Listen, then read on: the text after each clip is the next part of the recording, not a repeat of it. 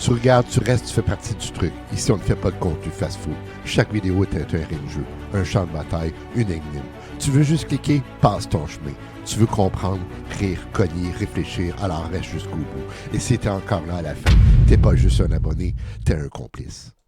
Bonjour, bienvenue à Gilles de Presse. Aujourd'hui, je vais tenter de dresser une histoire, une historique de la guerre froide, donc depuis 1945 à la chute du mur de Berlin. Écoutez, je vais faire ça à travers une vidéo qui va être quand même assez longue, sauf que, vous savez, à l'université, on peut passer 45 heures juste parler de la guerre froide. Et là, c'est pour un cours d'introduction. D'ailleurs, la période est tellement riche qu'elle est divisée en plusieurs chapitres. Il peut y avoir les origines. Il y a eu différents conflits, la guerre de Corée. Il y a eu la crise des missiles de Cuba. Il y a eu tellement d'événements chaque événement est tellement riche en histoire qu'il pourrait couvrir un cours d'université au complet. Alors, j'ai pas le mérite ou l'ambition, évidemment, de dresser un cours, mais l'idée, c'est d'encadrer, de faire un résumé historique des grands moments. Donc, la guerre froide, c'est quoi? Et pourquoi je veux en parler aujourd'hui? C'est pour introduire d'autres sujets que je vais parler dans d'autres vidéos futures et qui vont avoir lieu donc après la guerre froide.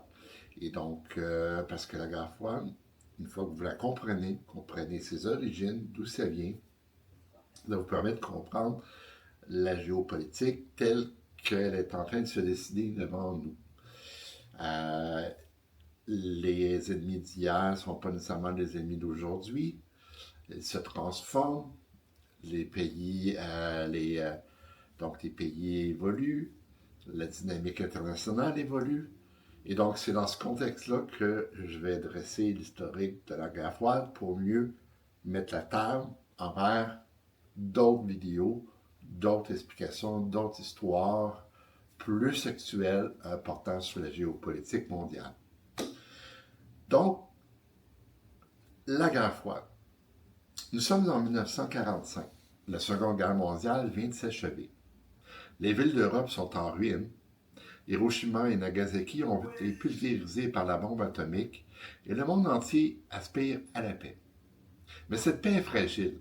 Elle cache une fracture profonde entre deux visions du monde. D'un côté, les États-Unis, porteurs du capitalisme et de la démocratie libérale. D'autre part, de l'autre, l'Union soviétique, championne du communisme et d'un modèle autoritaire. La guerre froide n'est pas une guerre classique. Pas de bataille rangée entre armées régulières, pas de déclaration officielle de guerre. C'est une guerre invisible faite de menaces, de propagande, d'espionnage et de crises diplomatiques. Une guerre où chaque geste pouvait déclencher l'apocalypse nucléaire. Une guerre improbable, mais toujours possible. Quelles sont ses origines? À Yalta, en février 1945, Roosevelt, Churchill et Staline se réunissent pour décider du sort de l'Europe. Officiellement, c'est une alliance victorieuse. En réalité, c'est déjà une confrontation. L'Allemagne est divisée en zones d'occupation. Berlin, au cœur de la zone soviétique, est elle-même partagée. Le discours de Churchill à Fulton en 1946 marque les esprits et pose déjà les bases. Un rideau de fer est tombé sur le continent. Cette phrase devient le symbole de la fracture entre l'Est et l'Ouest. Les États-Unis craignent l'expansion du communisme. L'URSS, elle, veut sécuriser ses frontières et étendre son influence. La méfiance, elle est totale. La guerre froide, elle est née. Le monde bipolaire. En 1947, le président Truman, d'alors, annonce la fameuse doctrine Truman. Contenir le communisme partout où il tente de s'imposer. Le plan Marshall injecte des milliards de dollars dans l'Europe de l'Est pour reconstruire et stabiliser les démocraties atteintes durement par la guerre en Europe. En réponse, Moscou impose le Comecon et verrouille l'Europe de l'Est. Le Comecon qui est l'équivalent du plan Marshall, mais pour l'Europe de l'Est. En 1949, l'OTAN est créée, une alliance militaire pour protéger l'Ouest. En 1955, l'URSS riposte avec le pacte de Varsovie. Le monde est désormais bipolaire, deux blocs, deux systèmes, deux armées. Chaque nation doit choisir son camp, et ceux qui refusent deviennent des terrains de confrontation. Les grandes crises. La guerre froide se manifeste par des crises spectaculaires qui ont mis souvent le monde sur le bord du gouffre. En 1948, par exemple, Staline bloque Berlin-Ouest. Les États-Unis organisent un pont aérien gigantesque pour ravitailler la ville. Pendant un an, des milliers d'avions transportent nourriture et charbon d'un bout à l'autre de Berlin. Berlin devient le symbole de la résistance occidentale. En 1950, la guerre de Corée éclate. La guerre de Corée, c'est quoi? Le Nord, communiste soutenu par la Chine et l'URSS, envahit le Sud. Les États-Unis et l'ONU interviennent. 3 ans de guerre, des millions de morts et une péninsule toujours divisée encore aujourd'hui. En 1962, la crise des missiles de Cuba. L'URSS installe des missiles nucléaires à quelques kilomètres des côtes américaines. Kennedy, le président d'alors, exige leur retrait. Pendant 13 jours, le monde retient son souffle. Les navires soviétiques approchent, les bombardiers américains sont prêts. Finalement, Khrouchtchev, le président russe de l'URSS d'alors, recule. Mais cette crise reste le moment où l'humanité a frôlé l'apocalypse. La guerre par procuration. Les superpuissances évitent l'affrontement direct, heureusement. Par contre, elles s'affrontent par alliés interposés. Par exemple, le Vietnam devient le symbole de cette guerre par procuration. Les États-Unis s'enlisent dans une guérilla interminable. Les images de bombardements au napalm et de soldats perdus marquent les consciences, encore aujourd'hui. Tellement qu'on en a fait des films, des médias, etc.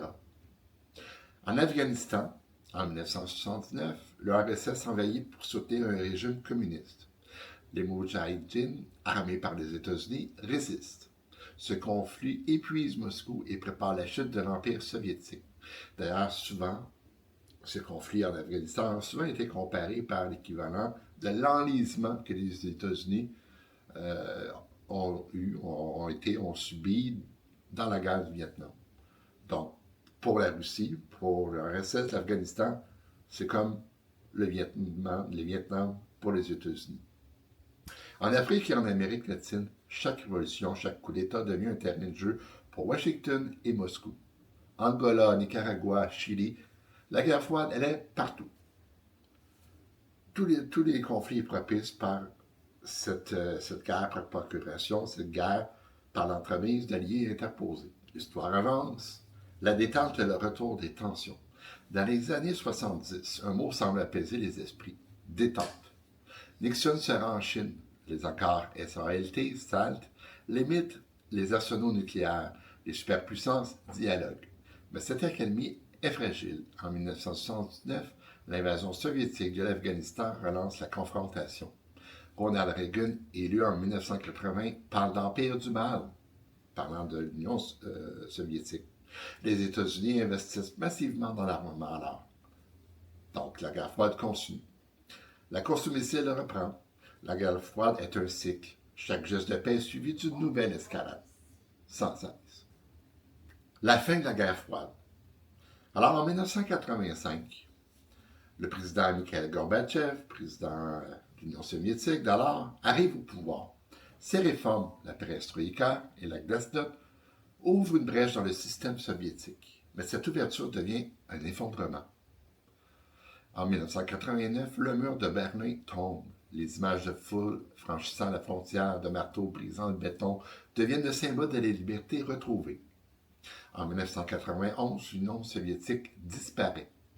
Le drapeau rouge est abaissé au Kremlin. La guerre froide s'achève sans bataille finale, mais avec une victoire symbolique de l'Occident.